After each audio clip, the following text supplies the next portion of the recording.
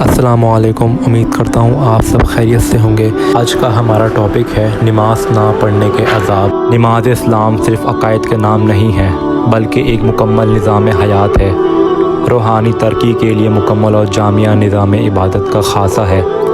اس عبادت میں سب سے پہلی عبادت نماز ہے، جسے قرآن نے شرک کی نفی قرار دیا۔ نماز کا لفظی مطلب دعا کرنا، قریب ہونے کے ہیں۔ نماز وہ بدنی عبادت ہے جو اللہ تعالیٰ نے مومنوں پر 5 وقت کی پابندی سے مقرر کی ہے۔ نماز اسلام کا دوسرا اہم ترین رکن ہے۔ قرآن پاک میں 27 مقام پر نماز قائم کرنے کا حکم ملا ہے۔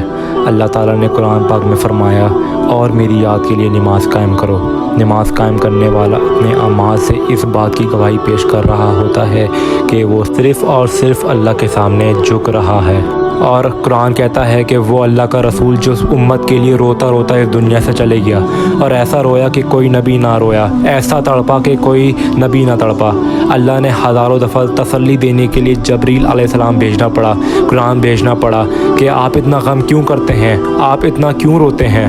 اور اللہ پاک قرآن میں بھی کہتے ہیں کہ میرے حبیب اتنا غم کیوں کرتے ہیں، اور ہمارے نبی اس قدر غمگین اپنی امت کے لیے، اور یہی اللہ کا رسول جو ہمارے لیے رویا بھی اور قیامت کے دن دکھائے گا ہماری نافرمانیاں، اور پھر کہیں گے اے میرے مولا، یہی ہے میری وہ امت جس نے میرے قرآن کو چھوڑ دیا۔ میرے قرآن نے انہیں پکارا مسجد میں آؤ، مگر انہوں نے مسجدوں کی راہ چھوڑ دی۔ ہم انسان زنا کرنے کو گناہ سمجھتے ہیں، نماز کو چھوڑ دینا زنا سے بڑھ کر گناہ ہے۔ رشوت کھانے کو گناہ سمجھتے ہیں، نماز کا چھوڑ دینا رشوت کھانے سے بڑا جرم ہے۔ قتل کرنا بڑا جرم ہے، نماز کا چھوڑ دینا قتل کرنے سے بڑا جرم ہے۔ اور شیطان نے سجدے کا ہی انکار کیا تھا۔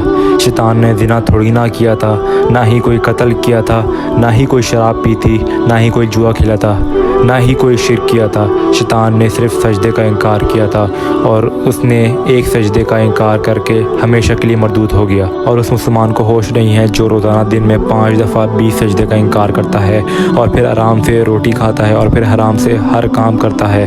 یہ لوگ بہانہ بناتے ہیں، گرمی بہت ہے، سردی بہت ہے، اٹھا نہیں جاتا، اندھیرا بہت ہے، تھکا ہوا بہت ہے۔ کیا قبر کے اندھیرا یاد نہیں؟ کیا قبر کی گرمی یاد نہیں؟ کیا جہنم کی آگ یاد نہیں؟ کیا جہنم کے عذاب بھول گئے ہو؟ کیا جنت کی نعمتیں بھول گئے ہو؟ اللہ پاک کے کلام کو بھول گئے ہو؟ یہ کیسا اسلام ہے؟ اذان ہو رہی ہوتی ہے، سب اپنے کام میں مصروف ہوتے ہیں، ہر کوئی اپنی کمائی میں مگن ہے، اور اسی وجہ سے ہم اللہ کو بھول گئے ہیں، جنت جہنم کو بھول گئے ہیں۔ اگر ہم صرف 5 وقت کی نماز پڑھ لیں تو اللہ پاک ہمارے مال میں برکت عطا کرے گا، بٹ نہیں، آج کل ہم سب تو اللہ کو بھول ہی گئے ہیں۔ صرف بھول نہیں گئے بلکہ ہم نے اللہ سے بغاوت شروع کر دی ہے۔ کیا صرف اللہ پاک جمعے کے دن بلاتا ہے؟ یہ جمعے میں اتنے کیوں آتے ہیں، باقی دنوں میں کیوں نہیں آتے؟ یہ کیسی وفا ہے؟ اور ایسا وفاؤں والا اللہ، زمین بولے اے اللہ اجازت دے میں ان سب نافرمان کو نکل جاؤں، سمندر بولے اے مولا اجازت دے کہ ہم ان نافرمان پہ چڑھ جائیں، فرشتے بولیں اے اللہ اجازت دے ہمیں کہ ان نافرمان کو ہلاک کر دیں۔ اور ایک اہم بات، 1439 سال میں صرف موقع ہے جس میں نماز چھوڑنے کی کچھ گنجائش نظر آئی، وہ کربلا کا میدان ہے۔ ہمارے نبی کے نواسے نے سر دے دیا مگر نماز نہیں چھوڑی، اور میرے نبی نے فرمایا جب انسان سجدہ کرتا ہے تو اللہ کے قدموں میں سجدہ کرتا ہے، اور اگر کوئی نماز چھوٹ جائے تو قضا پڑھنا ضروری ہے، لیکن نماز نہ چھوڑیں۔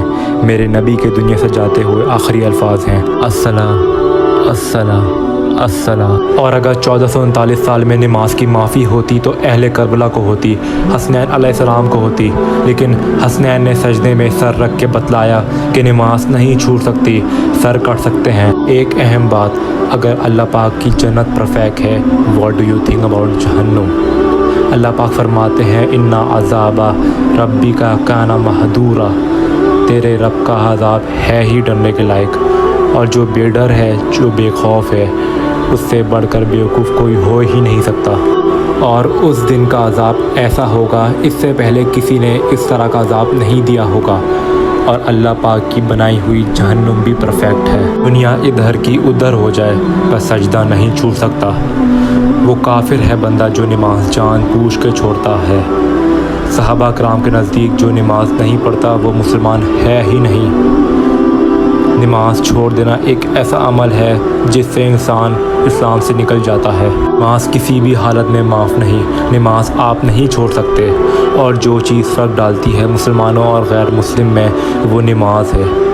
اور جو نماز دن کی 3 پڑھ رہا ہے، 4 پڑھ رہا ہے، پوری نہیں ہے، اس کے نام اعمال ہی نہیں دیکھا جائے گا۔ میری امت نماز نہ چھوڑنا، نماز نہ چھوڑنا، نماز نہ چھوڑنا۔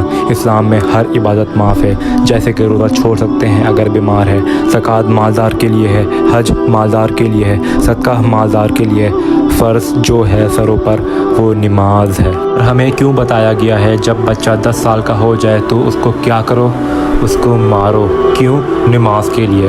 نماز بہت ضروری ہے، اور جو مسلمان نماز کے امتحان میں پاس نہ ہوا تو پھر آگے اس کی خیر نہیں، کیونکہ جس کے نماز کا امتحان پاس نہیں، باقی سارے ٹیسٹ میں بھی وہ فیل ہے، چاہے جتنی بھی اچھے کام کیے ہوئے ہوں۔ اور آپ سب کو یہ پتہ ہونا چاہیے کہ ہم نماز اپنے فائدے کے لیے پڑھتے ہیں، کسی دوسرے کے فائدے کے لیے نہیں پڑھتے۔ اگر آپ سب نماز کی عادت ڈال لیں، آپ پڑھتے ہو، ہر حاجت پہ مصلی پہ آ جاؤ، پھر آپ کو ایاک نستعین کا مزہ آئے گا۔ اپنی حاجتیں نماز کے ذریعے اللہ کے سامنے رکھو۔ ایک واقعہ ہے، ایک بدو طواف کر رہا تھا، یا اللہ تجھے پتہ ہے نا میں بھوکا ہوں، اور میری اونٹنی بھی بھوکی ہے، میرے بچے بھی بھوکے ہیں، اور میں بھی بھوکا ہوں۔